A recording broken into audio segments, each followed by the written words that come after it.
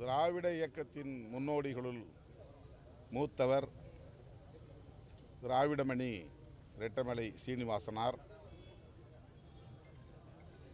அவருடைய பிறந்த நாளில் அவருடைய பங்களிப்புகளை நினைவு கூர்ந்து அவருக்கு எமது செம்மாந்த வீர வணக்கத்தை செலுத்துகிறோம். தமிழக அரசியலில்,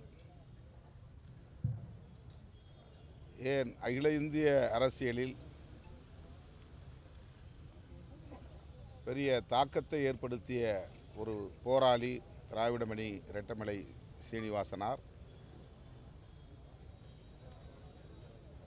காந்தியடிகளோடும் நெருங்கி பழகக்கூடிய வாய்ப்பை பெற்றவர். புரட்சியாளர் அம்பேத்கர் அவர்களோடு லண்டனில் நடைபெற்ற வட்டமேசை மாநாட்டில் பங்கேற்று வயது வந்த அனைவருக்கும் வாக்குரிமை வேண்டும் என்று வாதாடியவர். சாதி ஒழிப்பில் புரட்சியாளர் அம்பேத்கருக்கே முன்னோடியாக விளங்கியவர்.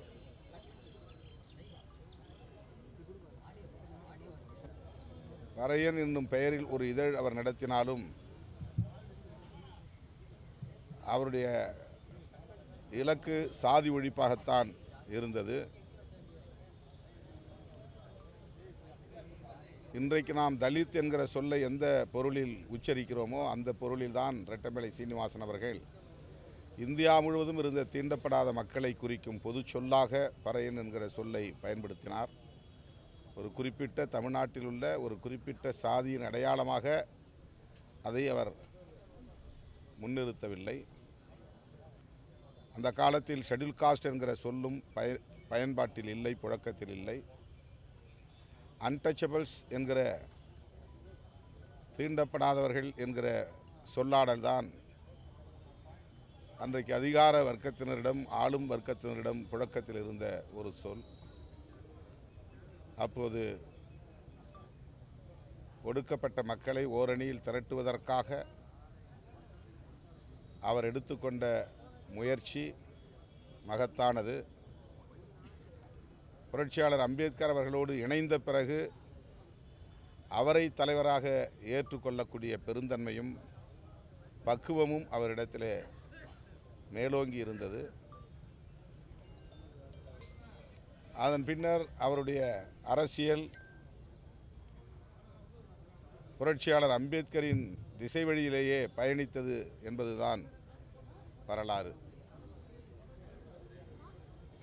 இன்றைக்கு திராவிட இயக்கங்களை பற்றிய வரலாறு பேசுகிறவர்கள் ரெட்டமலை சீனிவாசன், பண்டிதர் அயோத்திதாசர் ஆகியோரையும் நினைவு கூர்ந்துதான் பேச முடியும் என்கிற அளவுக்கு இந்த அரசியலில் பெரும் பங்களிப்பை செய்த மாமனிதர் ரெட்டமலை சீனிவாசனார். அவருடைய பிறந்த நாளில் அவருக்கு எமது செம்மாந்த வீர வணக்கத்தை மீண்டும் செலுத்துகிறோம். அவர் வழியில் சாதி ஒழிப்பை தொடர்ந்து முன்னெடுத்து செல்வோம். அமைச்சர் கீர்த்தனா நேற்று ஆய்வு பண்ணியிருக்காங்க பள்ளிக்கூடத்தில். அங்கே வந்து குழந்தைகளை அவங்க கேட்ட கேள்விகளும் அது பல விமர்சனங்கள் எழுப்பியிருக்கு. இது எப்படி பார்க்குறீங்க? அது என்ன சொன்னாங்க தெரியல, நான் பார்க்கல.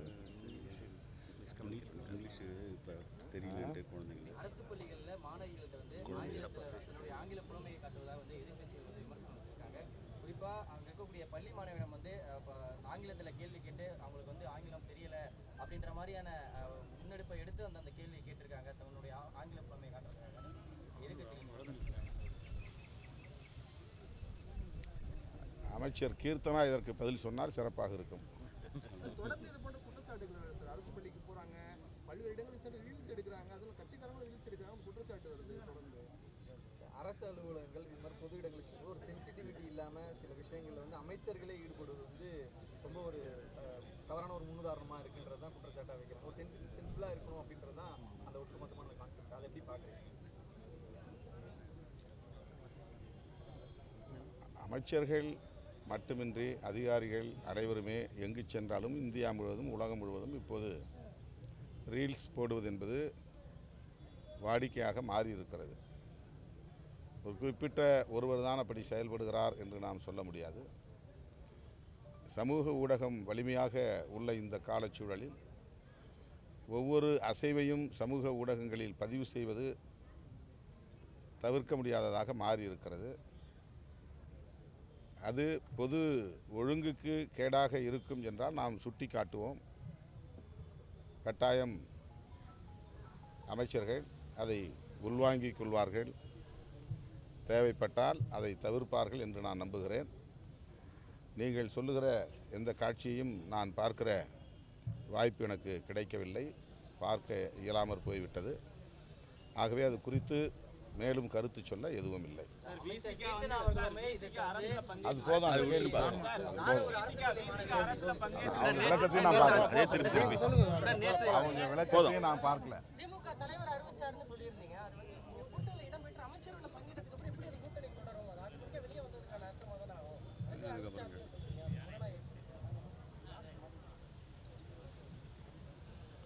நாங்கள் வந்து அமைச்சர்களை சேர்ந்த உடனே இன்னொரு கூட்டணியில் சேர்ந்துட்டோன்னு அதுக்கு பொருள் இல்லை. அது நான் ஏற்கனவே முதல்ல சொல்லிட்டேன். ஆட்சி அமைப்பதற்கு 2 இடங்கள் பற்றாக்குறையாக இருக்கிறது. விசிக ஆதரவு வேண்டும் என்ற கடிதம் வெளிப்படையாக முதலமைச்சர் திரு விஜய் அவரிடமிருந்து அப்போது வந்தது. இந்த கூட்டணியில் இடம்பெற்ற காங்கிரஸ் ஆட்சி அமைக்க ஆதரவு அளித்தது. இடதுசாரி கட்சிகள் ஆட்சி அமைக்க ஆதரவு அளித்தது. அப்படித்தான் விடுதலை சிறுத்தைகள் கட்சியும் வெளியிலிருந்து ஆதரிக்கிறோம் என்று ஆதரவு அளித்தோம். அவ்வளவுதான். 10 நாட்கள் கழித்து தான் அமைச்சரவையில் இடம்பெறுவது என்ற முடிவை நாங்கள் எடுத்தோம். அதன் பிறகு என்னை ஊடகவியலாளர்கள் சந்தித்த பொழுது திமுக கூட்டணியில் இருக்கிறீர்களா என்று கேட்டார்கள். அப்போதும் நான் ஆம், இன்னும் நாங்கள் அந்த கூட்டணியில் இருப்பதாகவே உணர்கிறோம். அமைச்சரவையில் இடம்பெற்றாலும் கூட நாங்கள்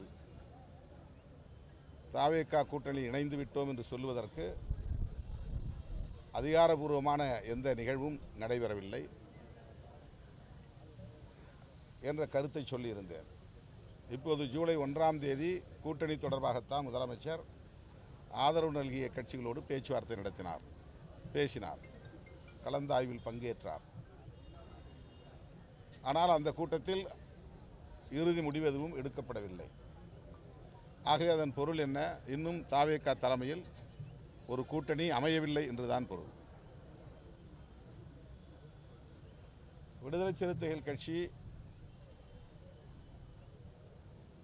அமைச்சரவையில் இடம்பெற்ற உடனே திமுகவுக்கு நாங்கள் துரோகம் இழைத்து விட்டோம் என்று ஊடகத்தலங்களில் பலரும் விமர்சனங்களை வைக்கிறார்கள். இந்த விமர்சனங்களுக்கு விடை சொல்லக்கூடிய வகையில் தான் நான் பதில் சொன்னேன். அப்படி நாங்கள் பதவி என்றவுடன்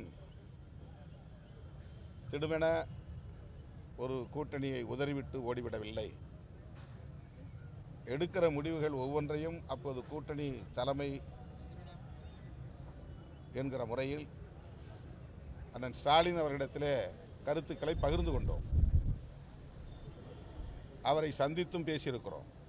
அதைத்தான் நான் சொன்னேன். அந்த உறவு தொடர்கிறது, அந்த நட்பு தொடர்கிறது. அவருடைய கவனத்திற்கு சென்று கருத்துக்களை பகிர்ந்து கொண்டு அதன் பிறகுதான் ஆதரவு நல்கினோம் என்கிற வகையில் ஆமாம், இன்னும் திமுக கூட்டணியில் தான் தொடர்கிறோம் என்று பதில் சொன்னோம். அது அப்படியே இருக்கிற நிலையில் விடுதலை சிறுத்தைகள் கட்சியிலிருந்து அதிருப்தி அடைந்த ஒரு முன்னணி பொறுப்பாளரை திமுகவில் இணைத்தது எங்களுக்கு அதிர்ச்சி அளித்தது. அந்த அதிர்ச்சியை நான் வெளிப்படுத்தினேன். அவ்வளவுதான். சார், ஆணவ படுகொலை சம்பந்தமா அரசியலையும் பங்கேற்றிருக்கீங்க. அதுக்கப்புறம் ஆனால் அவர் அழுத்தத்தை கொடுக்க திட்டமிட்டிருக்கீங்க. அழுத்தம் கொடுத்துருக்கீங்களா, வலியுறுத்திருக்கீங்களா? தொடர்ந்து அதை கேட்டுக்கிட்டே இருக்கிறாங்க.